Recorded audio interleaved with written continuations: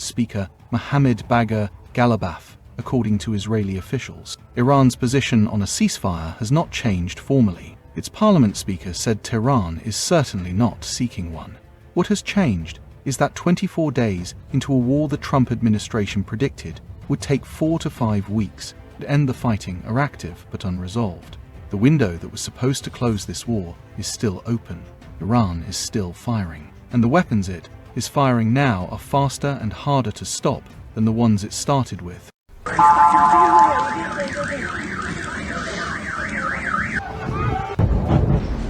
Sirens sounded across Tel Aviv, Beersheba, Haifa, and large stretches of northern and southern Israel simultaneously as the barrages arrived in overlapping waves.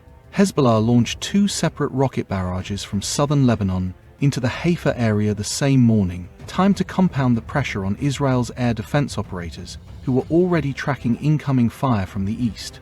The coordination was not subtle, and it was not accidental. What made this attack different from the preceding days of the conflict was the weapon Iran chose to deploy.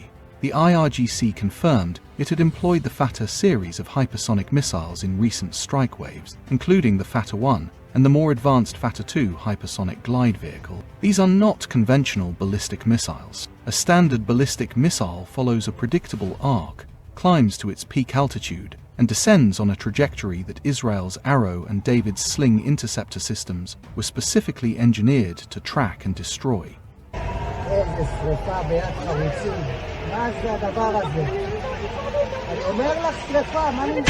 More than 6,000 kilometers per hour, and unlike a ballistic projectile, it can maneuver mid-flight.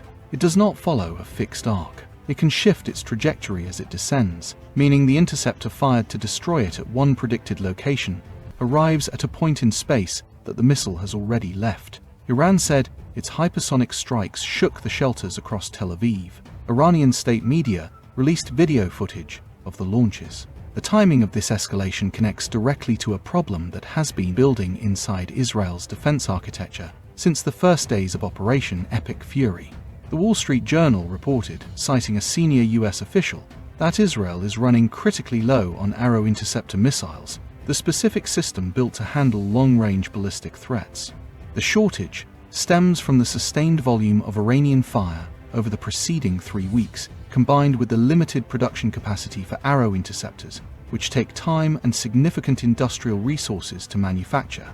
A senior American official confirmed that Washington had been aware of the shortfall for months and had responded by deploying additional US assets across the region, but did not specify how many interceptors remained in Israel's stockpile or when resupply might arrive. What that shortage means in practical terms is that the introduction of hypersonic missiles, weapons that are harder and more expensive to intercept even with a full inventory of interceptors, arrives precisely at the moment when Israel's ability to keep intercepting everything thrown at it is at its most constrained.